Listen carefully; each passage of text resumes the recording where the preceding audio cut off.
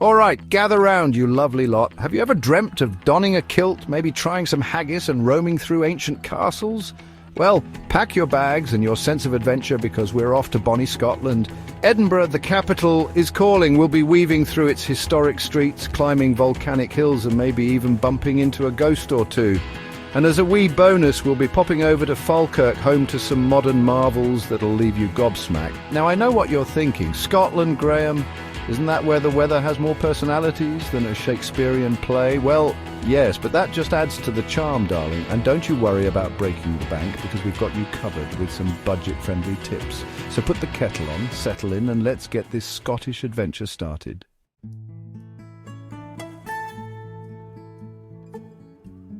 First up, it's Edinburgh Castle, perched majestically atop Castle Rock like a crown jewel. Honestly, you can't miss it. It's been watching over the city for centuries, seen more battles and banquets than you've had hot dinners. Now, this isn't just any old pile of stones. This, my friends, is where kings and queens have walked, where the honours of Scotland, the oldest crown jewels in Britain, are kept, and where the Stone of Destiny used to crown Scottish monarchs once resided. Imagine the stories those walls could tell. Of course, a castle this fabulous is a bit of a celebrity. To avoid the throngs of tourists, I suggest channeling your inner early bird. Get there first thing in the morning, soak up the atmosphere, and you can practically hear the bagpipes echoing in the wind. Oh, and while you're there, don't forget to pop into the National War Museum, located within the castle walls. It's a poignant reminder of the sacrifices made for this beautiful country.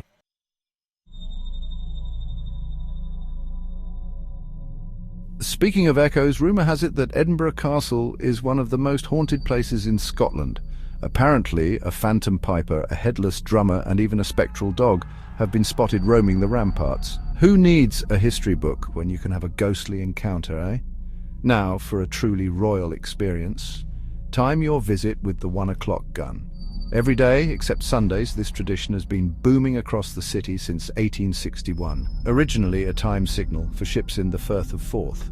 It's quite the spectacle, but maybe cover your ears, darlings, it's a bit loud. And while you're in a historical mood, don't miss the Royal Palace, home to Scottish monarchs for centuries. Imagine the gossip those walls could spill. And speaking of gossip, did I mention that Mary, Queen of Scots, gave birth to James VI in the very room you can visit today? Scandalous. So there you have it, Edinburgh Castle history, hauntings, and a whole lot of Scottish charm. You'd be daft to miss it.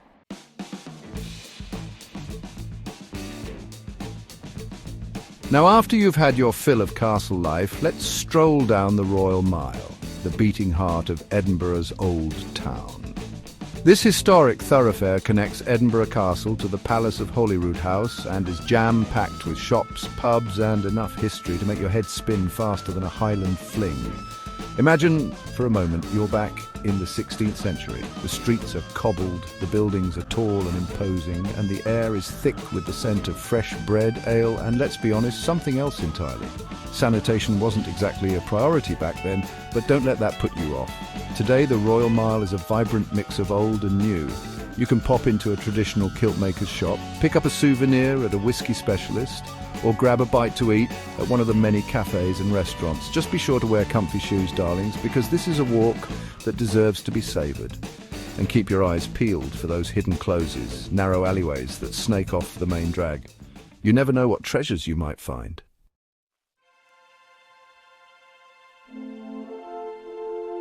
A trip down the Royal Mile isn't complete without a ghost tour. Edinburgh takes its ghosts seriously. Hear tales of plague victims, body snatchers and witch trials. Just don't blame me if you can't sleep. Rub Greyfriars. Bobby's nose for good luck. The Royal Mile is a foodie's paradise. The Royal Mile, a historic street with stories at every corner.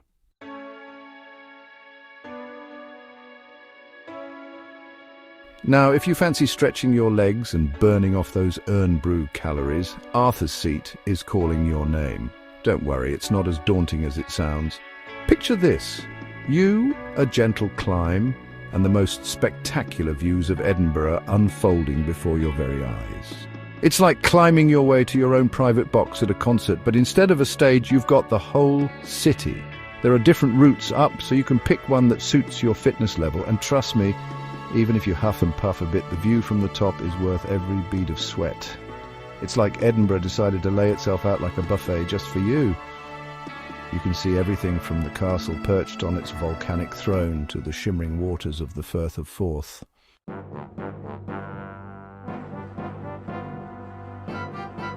Once you've conquered the climb and caught your breath, it's time to soak in those panoramic views. We're talking Instagram-worthy vistas that will make your followers green with envy. And the best part is, it's free. Just imagine a free view that's more impressive than any overpriced rooftop bar. You can practically hear your wallet breathing a sigh of relief. On a clear day, you can see for miles. It's the perfect spot to channel your inner Viking and pretend you're surveying your kingdom. Who needs a crown when you've got views like this? So there you have it, Arthur's Seat.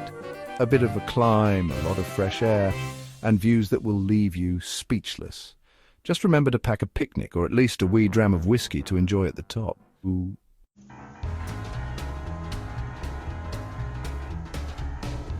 From a volcanic peak to a palace fit for a queen, our next stop is Holyrood Palace, the official residence of Her Majesty in Scotland. Now I know what you're thinking. Graham, I've seen enough palaces to last a lifetime. But trust me, Holyrood is something special. It's steeped in history, dripping with grandeur, and surrounded by the most beautiful gardens you ever did see. We're talking centuries of royal shenanigans, dramatic power struggles, and enough gossip to make even the most seasoned soap opera writer blush. It's like stepping right into the pages of a history book, but with better costumes. And speaking of costumes, if you're lucky, you might even catch a glimpse of the Queen's Guard in their full ceremonial get-up. Just try not to laugh at those furry hats. They've got a reputation to uphold.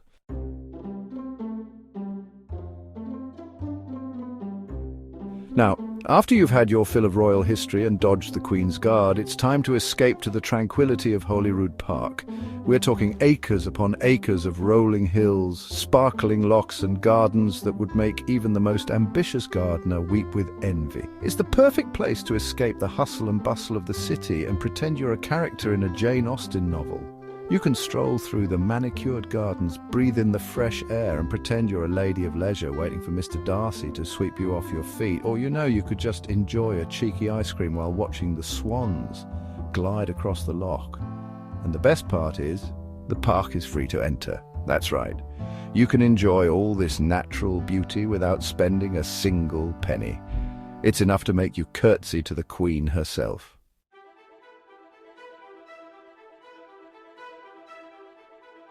Right then, let's swap those tiaras and wellies for a bit of culture, shall we? Next up, we're off to the National Museum of Scotland, a treasure trove of artifacts, exhibits, and enough knowledge to make your head spin faster than a Highland fling. Now, I know what you're thinking. Graham, museums are just dusty old buildings filled with boring stuff. But hold your horses, my friend, because this museum is anything but boring. We're talking everything from dinosaurs and ancient Egyptian mummies to cutting-edge science and Scottish history. It's like someone raided the world's attic and put all the most fascinating stuff in one place. You can journey through time, explore different cultures, and marvel at the wonders of the natural world, all under one roof. It's the perfect place to unleash your inner child and spend the day saying, "Wow!"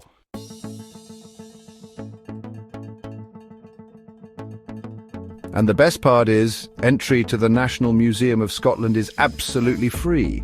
That's right, you can wander through the halls of history, marvel at dinosaur bones, and learn about the mysteries of the universe without spending a single quid. Now, I know what you're thinking. Graham, there's got to be a catch. But trust me, there isn't. It's like finding a £20 note in your pocket, only better because you get to learn something too.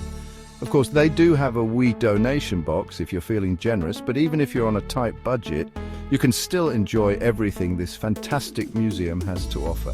It's enough to make you want to burst into a spontaneous rendition of Scotland the Brave. So there you have it, the National Museum of Scotland, a world of wonders completely free of charge. It's the perfect place to spend a rainy afternoon, learn something new, and maybe even impress your friends with your newfound knowledge.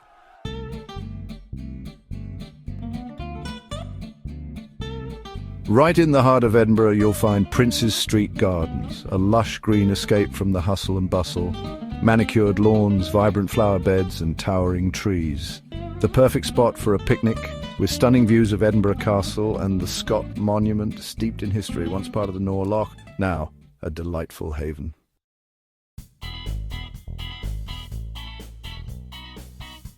Now, Princes Street Gardens aren't just for picnicking and pondering the past, although those are perfectly acceptable activities, of course.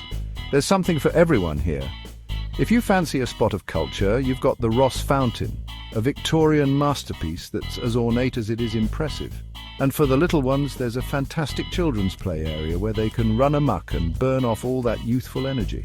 I'm sure the parents among you will appreciate a few moments of peace and quiet while the wee ones are occupied. Don't fancy lugging a picnic basket around? No problem. There are cafes and kiosks dotted around the gardens where you can grab a quick coffee, a cheeky ice cream, or even a full-blown meal.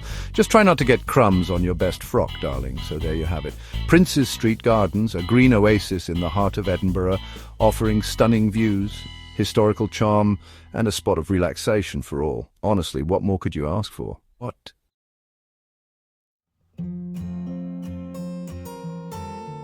For the best views in Edinburgh, head to Calton Hill. It's a gentle climb with a panoramic payoff. Discover curious monuments along the way. The real star is the view. Edinburgh unfurls like a tapestry. It's a photographer's dream at sunset. Truly magical, like a fairy tale.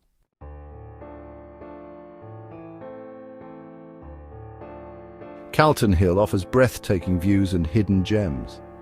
Discover the City Observatory, perfect for stargazing. Enjoy a warm drink at the Hilltop Cafe. Find a quiet spot and soak in the beauty. Calton Hill is a must-visit, trust me.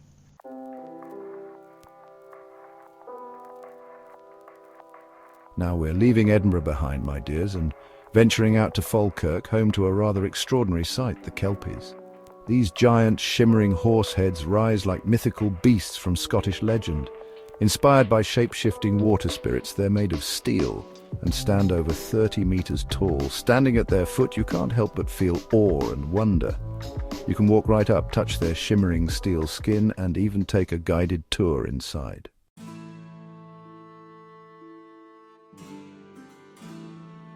A visit to the Kelpies isn't just about marveling at these magnificent sculptures. The surrounding Helix Park is perfect for a stroll or bike ride. Enjoy walking trails with stunning views of the Kelpies, or take a boat tour for a unique perspective. The Kelpies are a breathtaking fusion of art and engineering, a must-see for anyone visiting Falkirk.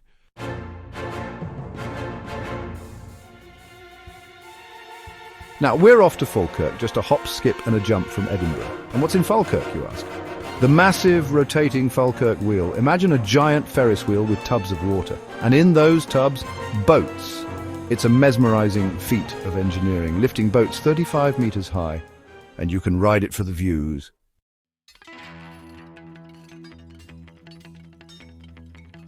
Now, you might be thinking, Graham, a giant rotating boat lift.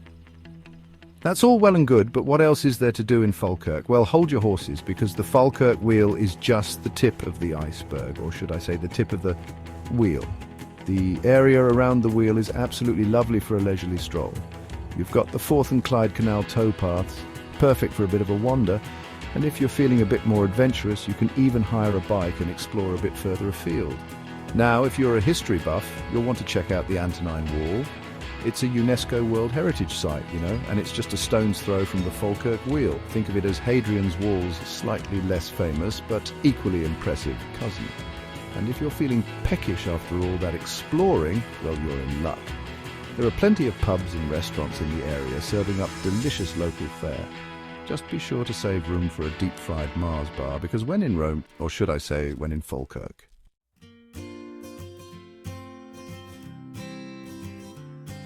Let's whisk ourselves back to Edinburgh to visit Dean Village, a hidden gem away from the Royal Mile.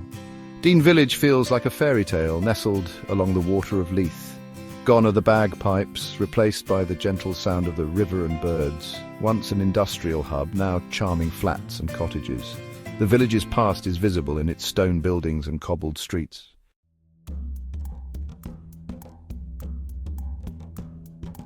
A wander through Dean Village is like taking a step back in time. Start at the Dean Bridge for stunning views. It's a popular spot for selfies. Meander down into the heart of the village. Follow the path along the water of Leith. Stop by the Well Court, end your stroll at a cosy pub.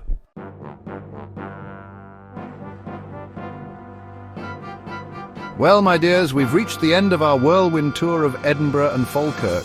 We've scaled volcanic peaks, wandered through ancient castles, and even braved the heights of a giant rotating boat lift. What an adventure it's been. I do hope you've enjoyed our little jaunt through these bonny Scottish cities.